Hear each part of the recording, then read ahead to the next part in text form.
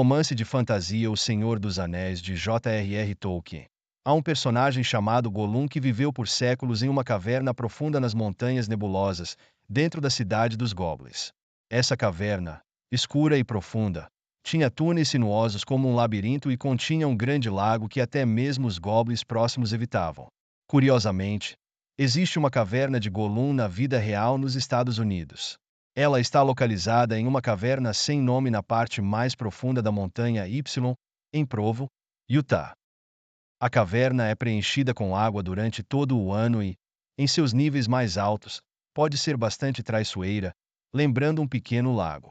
Como essa cena é tão semelhante à descrição em O Senhor dos Anéis, os espeleólogos a nomearam apropriadamente como Caverna de Gollum. Ao pé da montanha Y, onde a caverna de Gollum está localizada, há uma pequena cidade com uma universidade. Há mais de 100 anos, a Universidade Brigham Young construiu um grande símbolo branco na encosta da montanha, medindo 116 metros de comprimento e 40 metros de largura, o que deu à montanha Y o seu nome. Para chegar à caverna de Gollum, é preciso primeiro entrar em outra caverna sem nome. A entrada dessa caverna está na encosta da montanha Y, sendo estreita e comprida, muitas vezes escondida por arbustos e ervas daninhas. Essa caverna sem nome não é natural. Foi escavada muitos anos atrás por causa de suas ricas veias minerais. A entrada era tão pequena que permitia a passagem de apenas um adulto por vez, o que dificultava o transporte do minério. Consequentemente, o local foi abandonado. Ainda hoje, é possível encontrar vestígios das operações de mineração perto da entrada, que expuseram a câmara subterrânea e forneceram acesso à maravilha geológica oculta. Mais tarde, espeleólogos descobriram outra caverna escondida dentro dessa caverna sem nome, uma descoberta significativa na exploração subterrânea. Segundo suas descrições, a estrutura interna é simples, com apenas uma entrada e uma saída, e uma profundidade de cerca de 30 metros. O túnel principal contém água fria e parada e, após uns 10 metros, chega-se a uma bifurcação. O túnel oriental tem paredes de rocha comuns e não é particularmente interessante. O túnel ocidental, no entanto, vale a pena explorar. É um caminho úmido de 15 metros de comprimento que termina em uma piscina com 0,6 metros de diâmetro. A caverna de Gollum está localizada do outro lado dessa piscina. Para atravessar a piscina, é necessário mergulhar em um túnel subaquático de 4,5 metros de comprimento, emergindo em um espaço escondido com um teto cônico. Este é o ponto mais alto da caverna de Gollum. A caverna está submersa em água de até 2 metros de profundidade, como um lago, e em seu ponto mais alto, a água pode chegar ao nível do peito. No entanto, o espaço é suficientemente amplo para acomodar de 6 a 8 pessoas. Os primeiros exploradores também descobriram uma grande quantidade de sedimento no túnel subaquático. Quando as pessoas nadam pela caverna, inevitavelmente agitam o sedimento, dificultando a visão da direção. Para garantir a segurança dos futuros exploradores, foi instalada uma corda-guia no túnel, com uma extremidade amarrada a uma rocha na entrada e a outra a uma rocha dentro da caverna de Gollum. A corda-guia permite que os exploradores avancem ou recuem sem se perder. Para espeleólogos experientes, navegar pela caverna de cristal é uma experiência única e segura. A caverna sem nome e a caverna de Gollum não apresentam grande dificuldade, o que explica porque são relativamente desconhecidas na comunidade profissional de espeleologia. Sua localização não está marcada em mapas e é compartilhada boca a boca entre aventureiros amadores locais. A estrutura simples da caverna, seu interior espaçoso e a corda-guia subaquática fazem com que não seja necessário equipamento especializado. Apenas algumas lanternas são suficientes. Isso torna a caverna um local popular entre os entusiastas locais, incluindo nossa protagonista, Jennifer. Aos 21 anos, Jennifer é guitarrista da banda de rock Parallax. Uma aventureira nata, ela já havia explorado a caverna sem nome com amigos, mas ainda não tinha chegado à caverna de Gollum. Uma noite, em 2005, após uma apresentação em um café em Provo, Jennifer mencionou a caverna de Gollum para seus amigos, por impulso. A ideia imediatamente despertou o interesse deles, e os 5, incluindo Jennifer, decidiram explorar a caverna. Era quarta-feira, 17 de agosto de 2005. Naquela noite, um café ao pé da montanha Y em Provo, Utah, estava recebendo uma apresentação. Os artistas eram a Parallax, uma banda de rock formada por estudantes universitários. No palco naquela noite estavam Jennifer, de 21 anos, Blake, de 24 anos, Scott, de 28 anos, e Ariel, de 18 anos. Jennifer, de American Fork, Utah, estudava filosofia no Utah Valley State College. Brilhante e talentosa, era muito apreciada pelos professores e havia acabado de completar o primeiro ano de estudos. A caçula de sua família, tinha 2 irmãs e um irmão mais velhos. Extrovertida e entusiasmada, Jennifer possuía experiência em modelagem e fotografia. Seus interesses incluíam música, fotografia e aventura, e ela tocava baixo na banda. Blake, namorado de Jennifer e um dos fundadores da banda, era 3 anos mais velho que ela. Ambos frequentavam a mesma faculdade. Filho único, Blake morava com a mãe após o divórcio dos pais. A mãe de Blake e a mãe de Jennifer eram colegas de trabalho e se tratavam como família. Blake era um artista multitalentoso, habilidoso em escrever, desenhar e tocar música. Scott, um morador local de Provo, também era colega de classe de Jennifer e Blake, estudando ciências comportamentais na mesma universidade. O membro mais jovem do grupo, Ariel, de Oren, era um prodígio que se formou cedo na Oren High School, um ano antes de se juntar ao Parallax. Ariel adorava cantar, dançar e fazer trilhas, e rapidamente se tornou amiga de Jennifer. Os 4 membros da banda eram unidos pelo amor à música e frequentemente saíam juntos, formando um grupo muito próximo. Nos últimos anos, o Parallax se apresentava em vários bares e cafés ao redor de Provo. Naquela noite, a banda foi novamente convidada para tocar em um café. Os 4 estavam prontos e prestes a subir ao palco. Na plateia, 2 velhos amigos vieram mostrar seu apoio após saberem da apresentação. Um deles era Joseph, um músico de 26 anos de Nevada, que anteriormente tocará em uma banda com alguns membros do Parallax. Embora a banda já tivesse se desfeito, Joseph ainda mantinha contato com seus antigos companheiros. O outro amigo era Steve, de 21 anos, que compartilhava com Jennifer o amor pela aventura e desafios, e tinha vasta experiência em exploração. Naquela noite, a apresentação no café começou pontualmente. Com cada música de rock enérgica, a atmosfera rapidamente esquentou. O público, imerso na música, não conseguia deixar de se mover ao ritmo e bater palmas ao som das batidas. A música atraía cada vez mais pessoas para o café, que pediam bebidas e se acomodavam para aproveitar o show. As cadeiras foram se enchendo aos poucos, e os membros da banda ficavam cada vez mais envolvidos na performance. Quando a última música terminou, a plateia irrompeu em aplausos entusiasmados e gritos, com alguns até pedindo bis. Jennifer e seus colegas de banda acenaram para o público e saíram do palco. A apresentação foi um grande sucesso. Após o show, o grupo convidou Joseph e Steve para se juntarem a eles em um restaurante próximo para comer alguma coisa. A atmosfera animada da apresentação continuou à mesa do jantar, onde os 6 levantaram seus copos para celebrar o sucesso do show. Enquanto conversavam sobre vários assuntos, Jennifer de repente começou a compartilhar suas histórias de aventura com grande entusiasmo. Suas histórias rapidamente cativaram todos, fazendo com que colocassem seus copos de lado e ouvissem atentamente. Vendo que tinha a atenção de todos, Jennifer perguntou se alguém já tinha ouvido falar da caverna de Gollum nas proximidades. Alguém imediatamente respondeu: "Não é do Senhor dos Anéis?" Jennifer balançou a cabeça com um sorriso travesso e disse. Ao ouvir isso, Steve, um dos membros do grupo, sorriu de forma conhecedora, pois ele já tinha estado lá antes. Jennifer e Steve trocaram um olhar, e Steve tomou um gole do seu copo antes de explicar que a verdadeira caverna de Gollum estava localizada na montanha Y, nas proximidades. Ele descreveu uma caverna sem nome com um caminho que levava a um poço de água gelada. Ao mergulhar nesse poço e prender a respiração, era possível chegar a uma caverna secreta. A entrada da caverna, sem nome, estava muito bem escondida.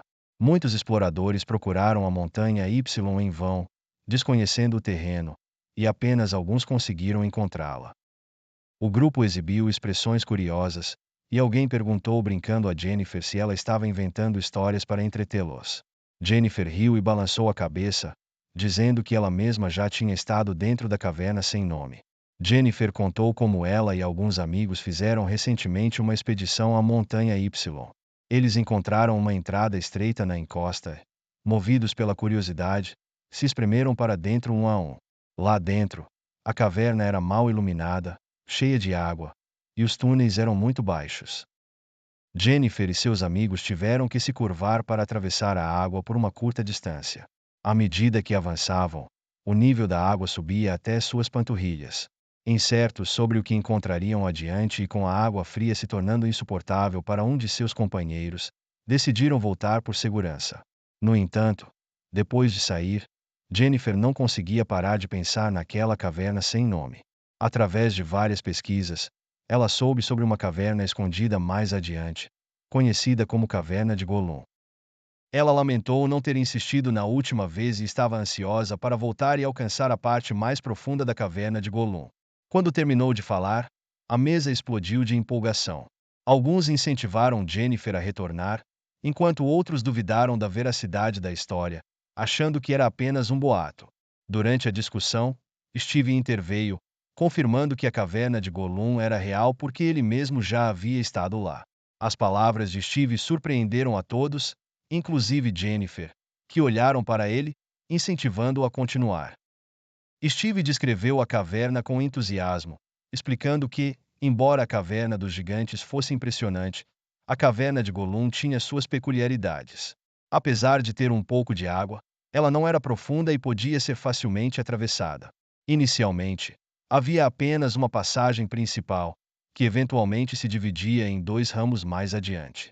Steve revelou que a caverna de Golum estava no final do ramo ocidental, mas alcançá-la não era tarefa fácil. Todos riram, achando que parecia simples, mas Steve os advertiu para não subestimarem aqueles poucos metros. Ele contou uma história quase fatal sobre um explorador que mexeu no sedimento do túnel, tornando a água turva e fazendo perder o caminho, batendo repetidamente nas paredes. Felizmente, o explorador conseguiu voltar para a caverna de Golum, recuperar o fôlego e usar a corda guia para nadar de volta em segurança.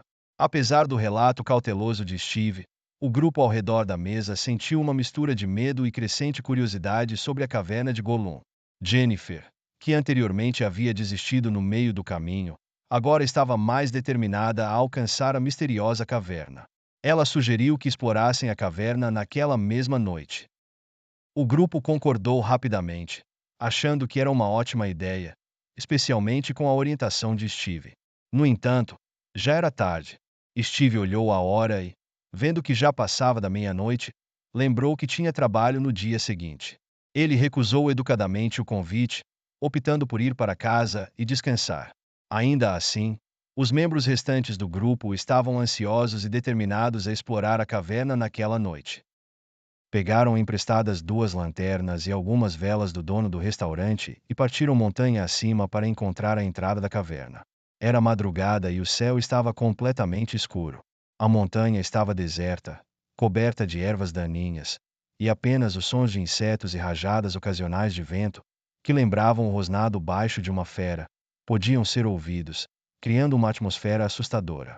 O som de seus passos ecoava ao longo do caminho da montanha enquanto Jennifer liderava o grupo, confiando em sua memória para encontrar a entrada da caverna.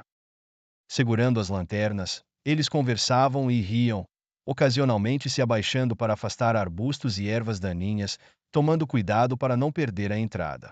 Após horas de busca, finalmente chegaram às 3 da manhã. Sua persistência foi recompensada quando descobriram uma fenda escura e estreita na parede de rocha da encosta. Com suas lanternas iluminando o caminho, perceberam que a área estava coberta de ervas daninhas e entrelaçada com vinhas selvagens, algumas das quais se estendiam até dentro da caverna. Sem nome. Empolgados, todos se aproximaram, afastando as vinhas para espiar na escuridão. A entrada estava muito úmida, e o vento carregado de umidade soprava em seus rostos, provocando arrepios. A passagem era tão estreita que apenas uma pessoa podia passar por vez. Jennifer foi a primeira, esfregando as mãos, inclinando-se e escalando cuidadosamente a parede de rocha para entrar na caverna. Lá dentro, o espaço era um pouco mais amplo, com um caminho inclinado para baixo e poças de água, criando um ambiente úmido. A altura da caverna era limitada, forçando-os a se curvarem ligeiramente para ficarem em pé. Ela chamou os outros que estavam do lado de fora, pronta para ajudá-los. Um a um, eles se ajudaram a entrar na caverna, avançando lentamente pela água. A escuridão lá dentro era mais intensa do que a noite lá fora, e eles só conseguiam ver o caminho à frente com a fraca luz de suas lanternas. À medida que avançavam, o túnel se tornava cada vez mais baixo e estreito. Eventualmente, tiveram que rastejar de barriga para baixo para seguir em frente. O chão estava molhado, encharcando suas roupas e causando desconforto. Após uma caminhada indefinida, chegaram a uma área de água rasa, na altura dos joelhos. Jennifer reconheceu o lugar de antes. Ela testou a água e confirmou que não era profunda, exatamente como Steve havia descrito. Informou seus companheiros e liderou o caminho para dentro da água. Mesmo no auge do verão, a água estava extremamente fria. Enquanto rastejavam, a água gradualmente cobria metade do corpo de Jennifer, fazendo-a tremer. O resto do grupo seguiu Jennifer na água, indiferentes ao desconforto. A curiosidade sobre o desconhecido os impulsionava adiante, encorajando uns aos outros a alcançar a misteriosa caverna de Gollum naquela noite. Após rastejarem por cerca de uma dúzia de metros, passaram pela água e chegaram a uma bifurcação no caminho. Aqui, o teto da caverna era mais alto, permitindo que ficassem de pé e torcessem suas roupas molhadas antes de continuar pelo caminho oeste. O ar na passagem estava ainda mais úmido, com gotas de água penduradas nas paredes da caverna. Após mais alguns metros, o grupo chegou ao final do caminho estreito. Diante deles havia uma piscina de aproximadamente meio metro de largura. Uma corda estava firmemente amarrada a um lado das rochas, e sua outra extremidade desaparecia na piscina, levando a um destino desconhecido. Essa deve ser a corda guia, pensou Jennifer, animada. Jennifer aproximou-se da corda com cuidado e deu um puxão firme para garantir que estava estável. Ela então informou seus companheiros que precisavam tomar um fôlego profundo, seguir a corda guia debaixo d'água e nadar. Os outros 3 estavam ansiosos para prosseguir, mas Joseph ficou de lado, silencioso e visivelmente inquieto. Preocupados, os amigos perguntaram a Joseph o que estava errado. Joseph admitiu que a rastejada anterior pela água havia drenado a maior parte de sua energia, e a ideia de outra incursão subaquática o deixava hesitante em continuar. Embora os outros ficassem um pouco desapontados, respeitaram sua decisão. Joseph decidiu voltar sozinho para a entrada da caverna, enquanto os 4 restantes continuaram a exploração. Jennifer deu o exemplo, respirando fundo antes de mergulhar na água e segurar a corda guia para avançar. Seus 3 companheiros a seguiram, um por um, desaparecendo da vista de Joseph. Joseph ficou ali por um momento, segurando a corda e esperando um sinal de seus amigos. Logo, ele sentiu um puxão na corda, sinalizando que seus companheiros haviam navegado pelo caminho aquático com segurança. Aliviado, ele reconheceu o sinal. Já eram 4h30 da manhã, e eles estavam na caverna. Sem nome há 1h30. O ar úmido deixava Joseph cada vez mais desconfortável e com dificuldade para respirar. Após confirmar que seus amigos estavam seguros, ele decidiu sair. Depois de mais uma rastejada árdua, finalmente alcançou a entrada da caverna ao amanhecer. Exausto, encostou-se em uma rocha, respirando profundamente o ar fresco e sentindo-se imensamente aliviado. Estimando que seus amigos precisariam de mais tempo para retornar, encontrou um local próximo para descansar. À medida que o tempo passava sem sinal de seus amigos saindo da caverna, Joseph ficava cada vez mais ansioso. Ele verificou seu telefone novamente. Já eram 5h45 da manhã, ele estava esperando há 45 minutos. Lembrando da conversa no jantar com Steve, que já havia visitado a caverna de Gollum, Joseph ligou rapidamente para ele para perguntar quanto tempo a exploração da caverna normalmente levava. Steve, ainda sonolento, atendeu após vários toques. O tom urgente de Joseph rapidamente despertou Steve. Ele explicou que, além do curso d'água, havia uma pequena caverna chamada Caverna de Gollum, que não tinha nada de especial. Joseph deduziu que algo devia ter dado errado dentro da caverna, já que seus amigos provavelmente estavam a caminho da saída quando o incidente ocorreu. Sua ansiedade aumentava, oscilando entre pânico e calma. Ele rapidamente ligou para vários amigos experientes em espeleologia, e todos o incentivaram a buscar ajuda imediatamente. Sem poder esperar mais, Gollum aguardou um momento oportuno. Às 6h30 da manhã, Joseph ligou para o 911 para relatar o desaparecimento de seus amigos. Uma equipe de resgate profissional chegou rapidamente, acompanhada por membros dos departamentos de polícia e bombeiros de Provo. A polícia ficou surpresa, pois nunca havia ouvido falar de uma caverna na Montanha Y. A equipe de resgate conversou com Joseph para entender melhor a situação e determinar a provável localização dos 4 amigos. Equipados com máscaras de oxigênio, alguns membros rastejaram para dentro da caverna para explorar. Eles chegaram à parte mais profunda da bifurcação oeste do curso d'água subterrâneo, mas não encontraram nenhum sinal dos desaparecidos. A corda guia ainda estava firmemente amarrada à rocha, mas não houve resposta do outro lado, indicando uma situação grave. Infelizmente, a equipe não possuía equipamentos de mergulho especializados, incerta sobre as condições subaquáticas, decidiu não prosseguir com o resgate imediatamente. Alguns membros da equipe voltaram à superfície para relatar a situação, enquanto outros permaneceram no local aguardando. Rapidamente, um novo plano de resgate foi elaborado: usar bombas para drenar a água da passagem e injetar oxigênio na caverna, a fim de evitar que os indivíduos presos sufocassem. Com o plano definido, iniciaram a operação. Às 9h45, o nível da água havia baixado 30 centímetros, revelando o corpo de uma pessoa logo abaixo da superfície. Ela estava a um passo da entrada, mas não conseguiu sair. Os socorristas agiram rapidamente, mas já era tarde demais. Quando retiraram o corpo da caverna, Joseph desabou em lágrimas. Após a identificação, confirmou-se que era Jennifer, a líder do grupo de exploração. A caverna ficou em silêncio, com cada resgatador exibindo uma expressão sombria. O espaço era suficiente para que 2 pessoas pudessem ficar em pé, enquanto outras precisavam se agachar um pouco. O interior estava sempre envolto em escuridão, sem receber luz natural. Quando a equipe de resgate acendeu seus holofotes, descobriram algumas velas espalhadas nas paredes da caverna, algumas ainda acesas, sugerindo que as vítimas as usaram para iluminação.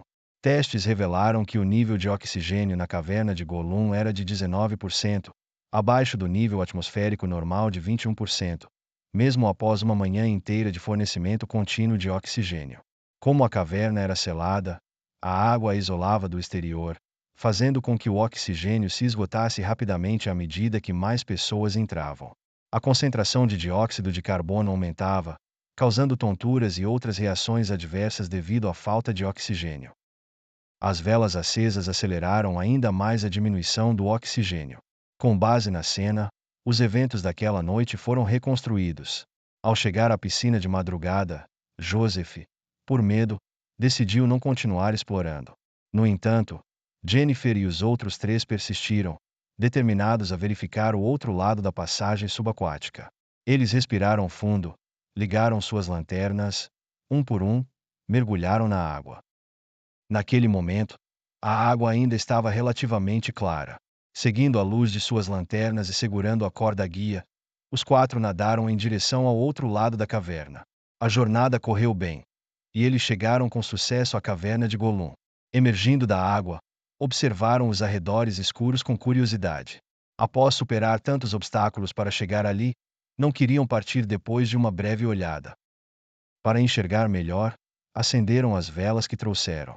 No entanto, a excitação inicial logo se transformou em desconforto. Com o passar do tempo, começaram a sentir falta de ar e tontura, percebendo que não poderiam ficar muito tempo sem arriscar suas vidas.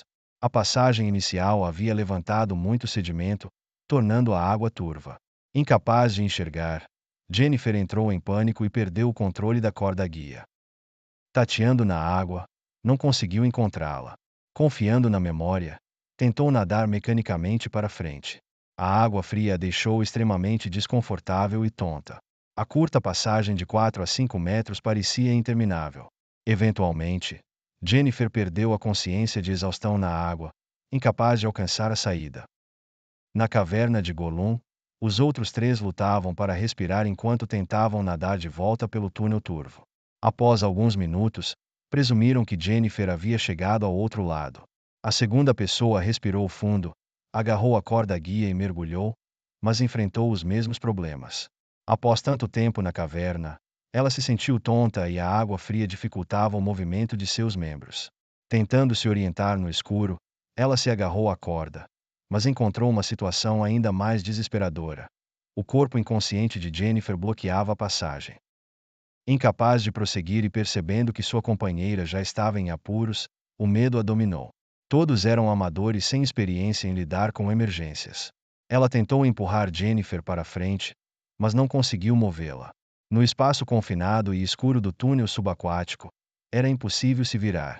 Tragicamente, todos tiveram o mesmo destino. 4 jovens talentosos perderam suas vidas devido à curiosidade. Foi uma tragédia que ninguém queria presenciar. Reconhecendo os perigos da caverna, as autoridades de Provo selaram a entrada com cimento naquela mesma tarde para evitar novos incidentes. Amigos das vítimas reuniram-se na entrada da caverna para prestar homenagens, deixando suas marcas no cimento ainda fresco em memória dos amigos perdidos. O desastre atraiu significativa atenção para a caverna, antes desconhecida, que recebia mais de 5.000 visitantes por ano, muitos dos quais negligenciavam as medidas de segurança. Inicialmente, aventureiros afluíam a montanha Y, ansiosos para explorar a caverna de Gollum, mas encontravam a entrada completamente selada, o que os deixava desapontados. Com o tempo, as pessoas gradualmente esqueceram da caverna de Gollum. A antiga entrada, cercada por folhas caídas e pedras, tinha ocasionalmente água escorrendo, o que lhe dava uma aparência desolada. Próxima a ela, uma placa preta com letras brancas homenageava as 4 jovens vidas perdidas ali. Obrigado por assistir. Se você gostou, não esqueça de deixar um like e se inscrever no nosso canal. Seu apoio nos motiva a continuar criando. Muito obrigado!